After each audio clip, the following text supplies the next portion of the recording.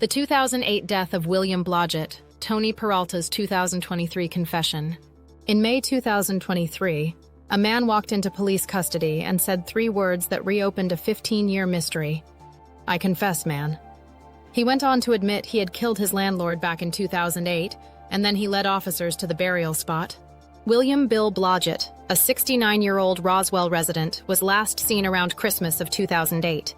His family reported him missing the next January, and investigators pursued leads at the time, but the trail went cold. For years, his house sat with personal items inside and questions that never found answers. Then in May 2023, 37-year-old Tony Peralta was found sitting on a curb in the same town. He borrowed a phone, dialed 911, and told dispatchers he needed to confess. Body cam and 911 recordings later released show him saying, "I confess, man. I don't want to live life anymore without confessing." He agreed to take officers to the place where he buried the body. Officers executed a search warrant. Under a plywood floorboard in a detached room, they found a boot, bones, and a set of dentures. Investigators compared those dentures with dental records obtained after Blodgett had been reported missing in 2009.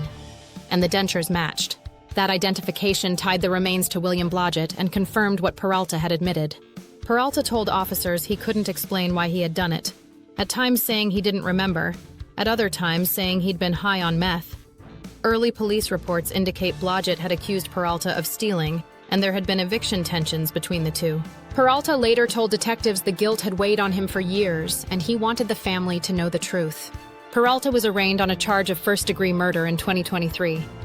At the arraignment, he entered a not guilty plea through his public defender, and court dates were set as the case moved forward.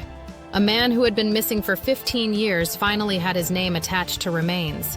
But the family only got that closure because someone decided to confess. Would you ever turn yourself in after something like that? Tell us what you think in the comments.